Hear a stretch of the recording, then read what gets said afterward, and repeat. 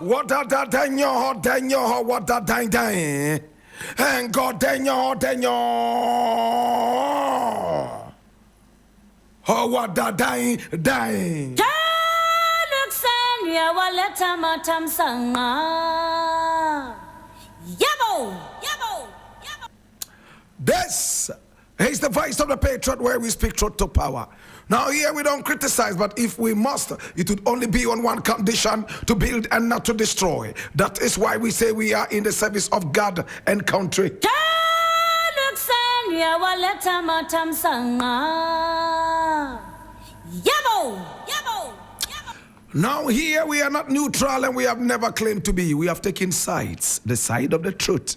That is why we keep saying we are the headquarters of the truth.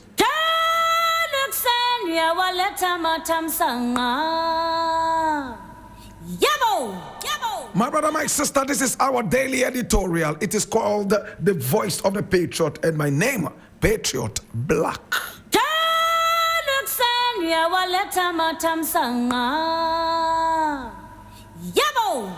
Now the very first story I am looking at today is taken from Ghana Web, and it says $500,000 bribe offer.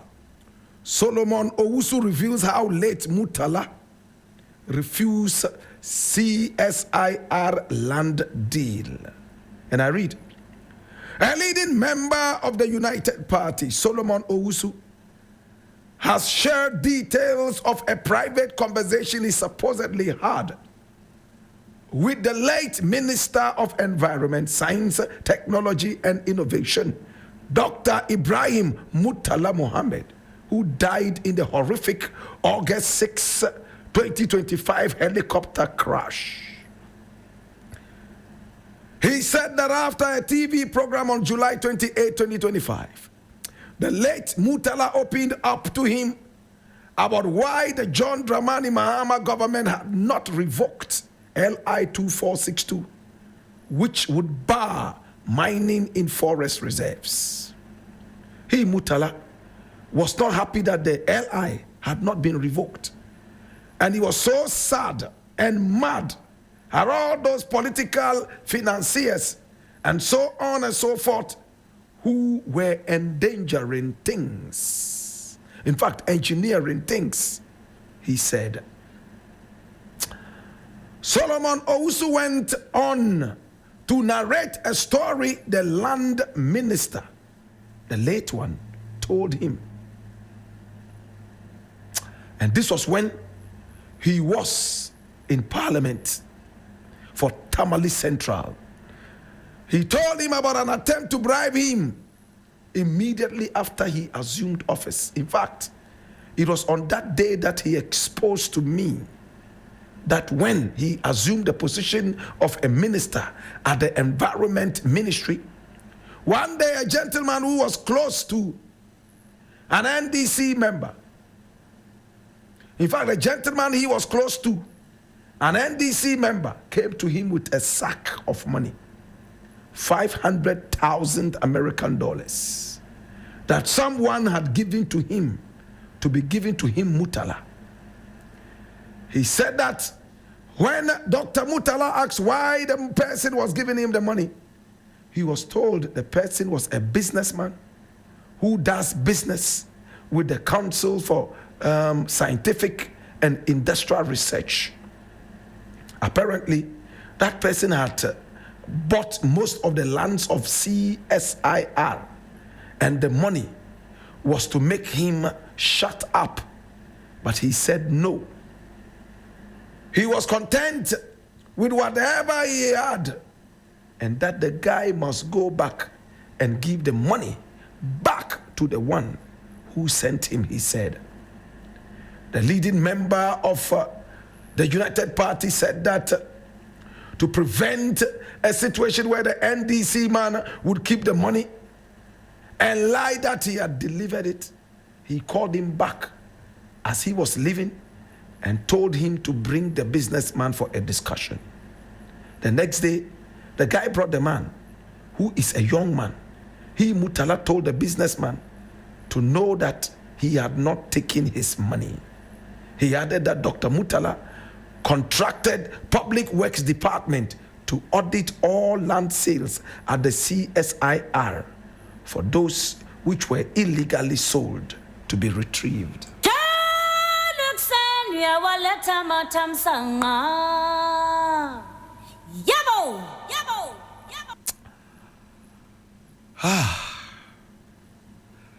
Sometimes we have to die before people get to know exactly who we are, unfortunately. Most of the time, people don't get to know the real you until you are dead. And I keep telling myself, well, it doesn't matter how long it takes, the real you would always come out. This is a story that is supposed to be an encouragement to the greedy ones who are running around stealing government money, aiding and abetting crime.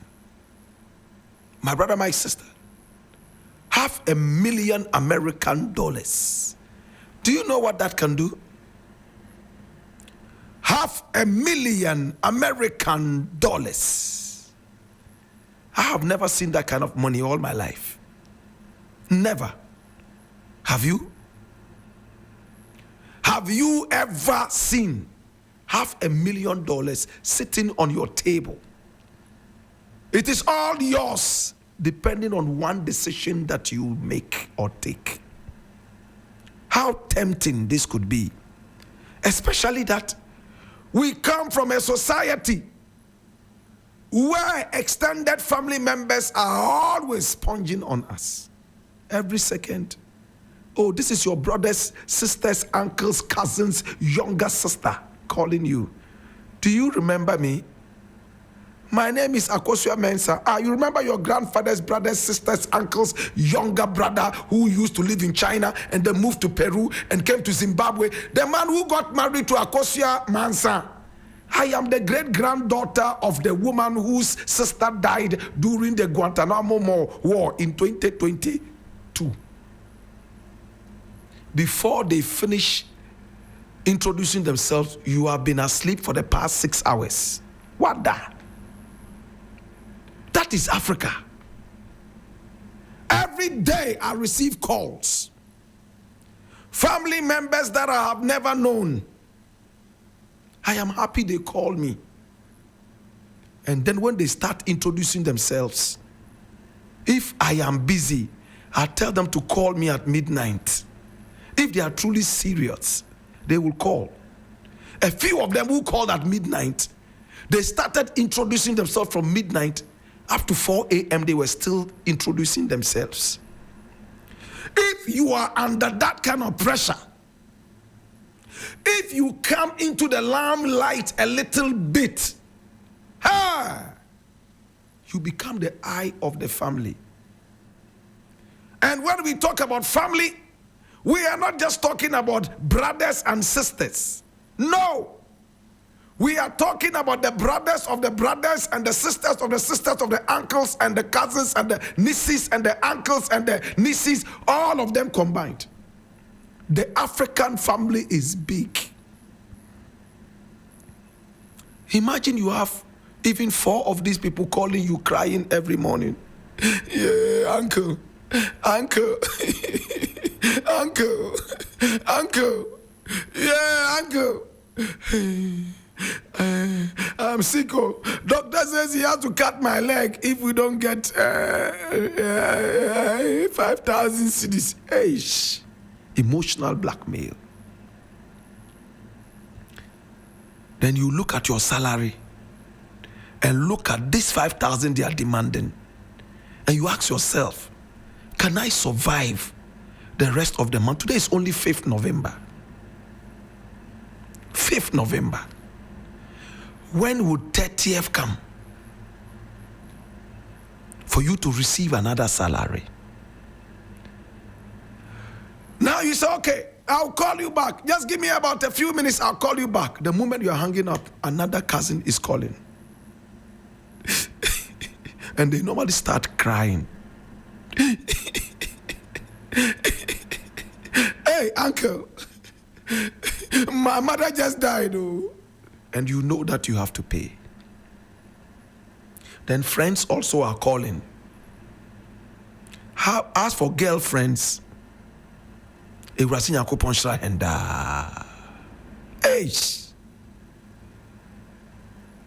oh, Black, this is Spunky. Do you remember Spunky? Say, Spunky, the name. You remember? Oh, Black, they don't disappoint me. Remember when we were in the university first year? Have you remember that? You not remember me. We go out together.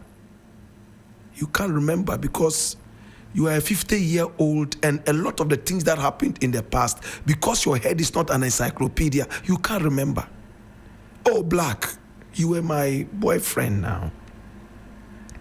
And some of them, the most annoying ones. You remember you proposed love to me, and I was still trying to decide, and then you just went away. You cry, you don't get hurt. You just walk away. The next thing is they want dinner, a dinner meeting. And they won't choose the kenke base, where you can go and sit quietly and order 2 balls of kenke and maybe something else. They want to go to Kempinski. They want to go to big hotels. My brother, my sister, with all this pressure, with a salary that is almost like air, intangible.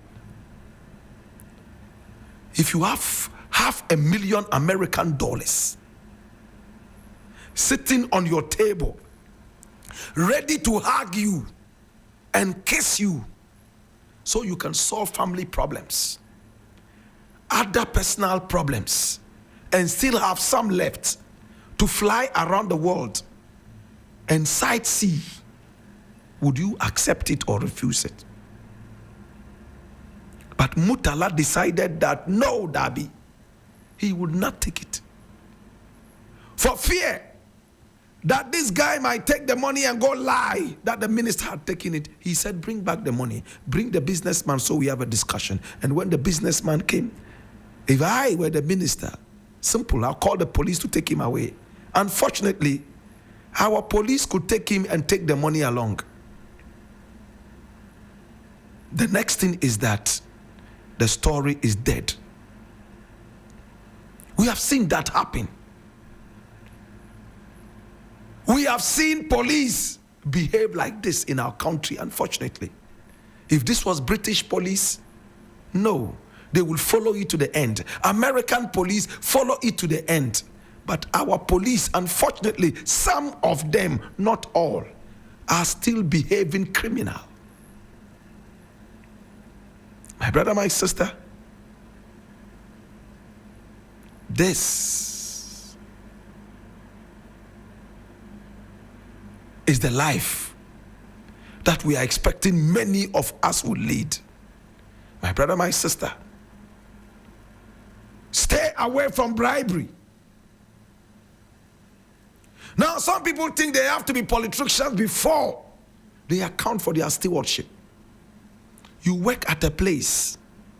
Somebody comes for a small interview on your show, you collect money. Some politician comes for an interview, you collect money. How would he respect you?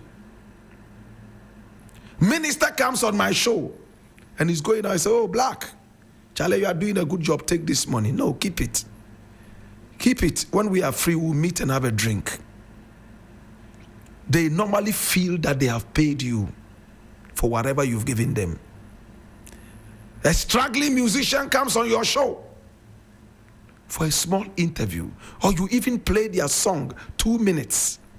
You are calling them already to send you money. You are a cheap guy.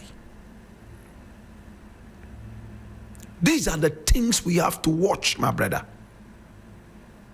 Start accounting for your stewardship now. Accountability and probity.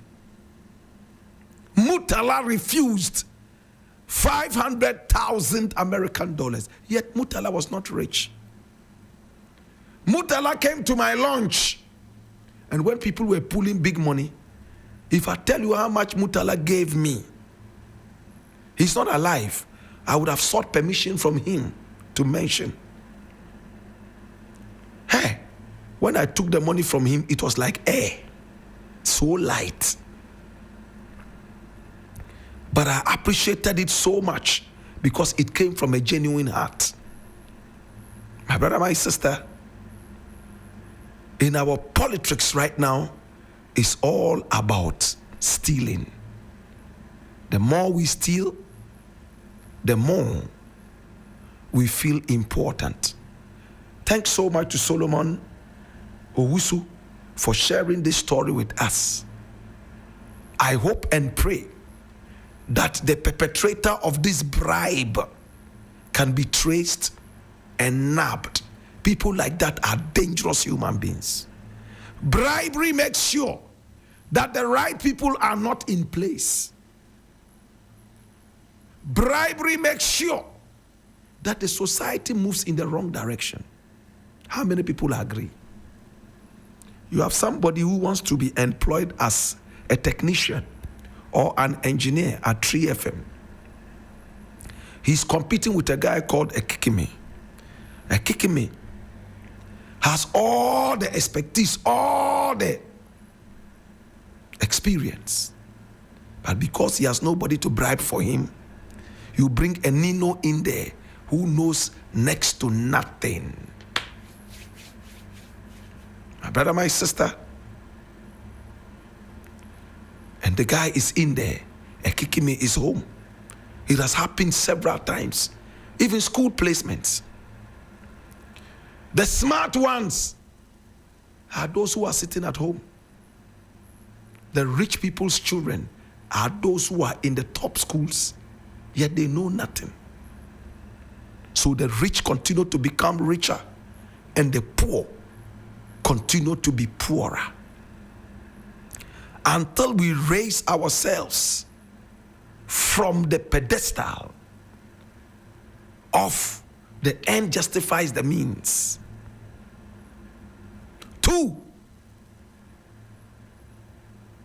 meritocracy. We would continue to linger in abject poverty. Congratulations to Murtala.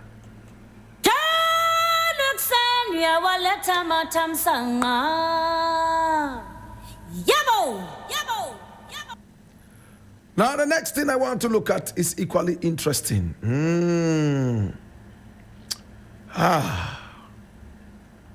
It's interesting.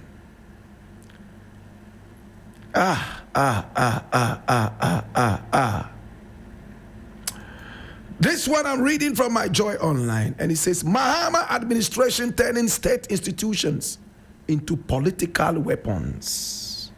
And this is the NPP talking. And I read, the opposition New Patriotic Party has accused the John Mahama administration of orchestrating what it describes as a systematic campaign of harassment and intimidation against its members through the misuse of state institutions.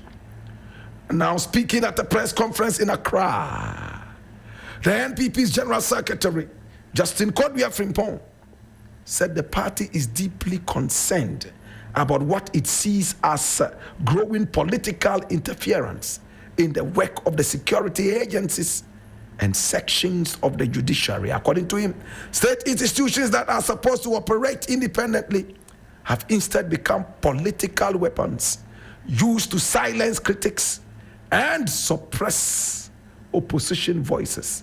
The party has held demonstrations and numerous press conferences reminding President John Dramani Mahama and his government that we are a nation of rule of law. We have asked the NDC government to stop its continuous weaponization of the state security and the judiciary against political opponents.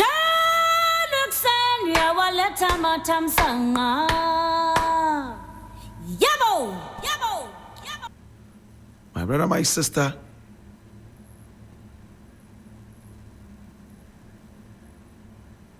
I am sad when I see things like this. The NPP is dead and buried. The only person who seriously is trying to bring some kind of flame to the NPP right now is Kennedy Japan. And most people do not even believe in him. There are a lot of people who believe he's not a presidential material. There are a lot of people who believe that he is not fit for office. And there are many more who believe that he's a champion. So it is still hanging in the balance. What is Kodua saying? When your pastor, your prophet, Reverend Kusi Boateng, was made the head, the secretary of the cathedral, and they were there blowing money, that was not weaponization. You were quiet because he was pouring oil on your head and prophesying that your party will win because of you. War. What a joke. What, these people, are they okay? Justin Kodua, are you serious? Reverend Kusi Boateng, who was my mate at Tia Ahmadiyya Secondary School, my senior, who lived in abject poverty, all of a sudden became gloriously, fabulously rich by some of these dirty shenanigans. He got contracts during the COVID, as exposed by Ablakwa and many more. He made so much money under this dirty government of yours.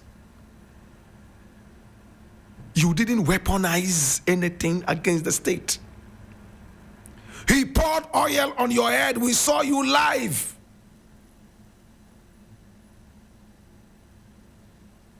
He poured oil on your head and prophesied that as long as you continue to be with the NPP, they will never go into opposition. Reverend Kusi Boateng became a political prophet. He reduced himself to nothing. He has been disgraced and he has gone back into his world of disgrace, awaiting trial, prosecution, and probably jail terms. That is not weaponization. You people made him get so close to Nana Akufo-Addo that he sacked all his other prophets, including Reverend Owusu Bempa, another man who attended the same school with me, Tia Ahmadiyya Secondary School, Kumasi. Today, listen to what Justin Kodua is saying. Justin Kodua, I will not listen to you until you pay back all the stolen money that was given to your pastor. I will not listen to you until you and your party pay for the useless cathedral project that you lied to us. No taxpayers' penny would be used on that. Today, you have bequeathed to us a culture of arrogance and stealing. You created a certain kleptodom, a kingdom of thieves. Where is our money? 94 million American dollars, we are told, was sunk into that hole. Today it has become the mansion of frogs. Anytime it rains, you see frogs and toads jubilating inside that expensive hole. And Justin Kodua still comes to tell us that Mahama has weaponized state institutions to use those to fight his enemies. No, we like Mahama like that. As compared to your Lilliput who came and destroyed us. No, keep your dwarf. Leave us alone. We like the way the country is going. We are fighting for Galamsey to be dealt with, and we will keep quiet. The dollar has stabilized. The economy is on a better footing. Ghanaians are better off than the 8 years of your kleptodom. When your pastor was getting all those dubious contracts, you didn't utter a word.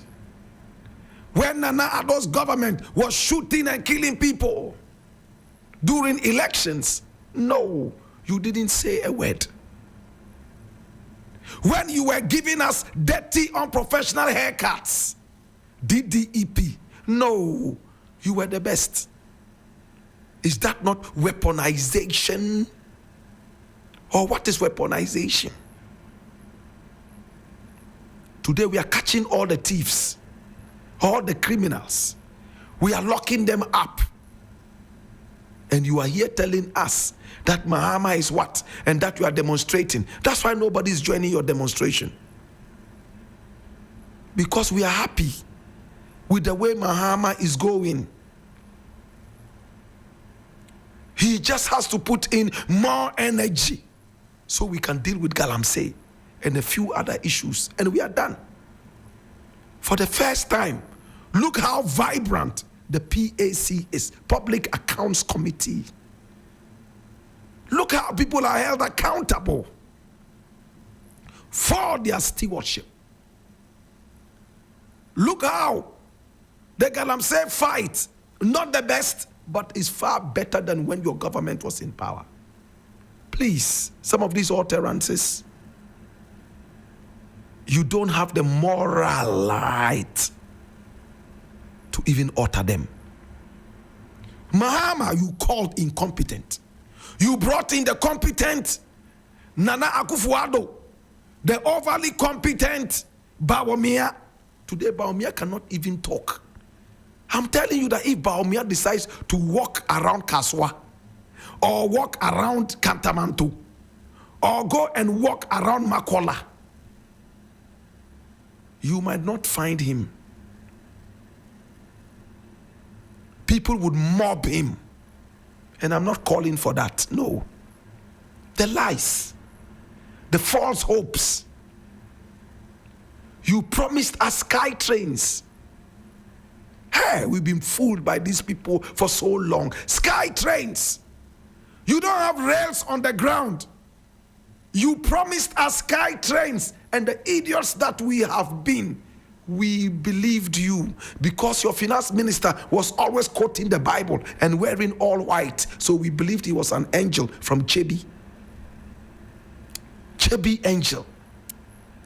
Your dwarf also came and lied to us day in and day out. We should have known that he was the main character in the Gulliver's Travel. And we would have been more careful. Your vice president, Bawumia, I am glad his career has come to an end. Bawumia will never win any election in this country again. He's finished. You got the opportunity through a mysterious dwarf to be able to show yourself. You started up by lying. A Muslim who cannot quote one verse from the Quran or the Hadith. What are you using to pray? Do you pray in Mampruli or Dagbani or maybe Hausa?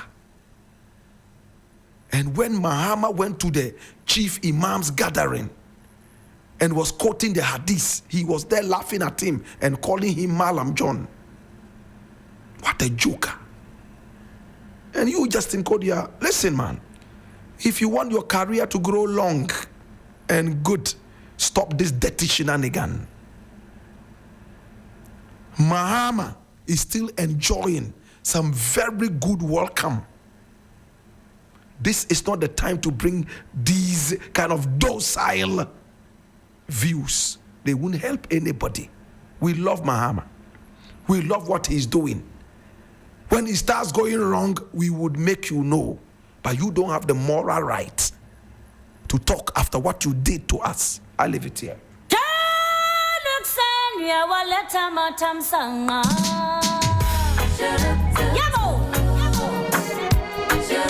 This is 3FM.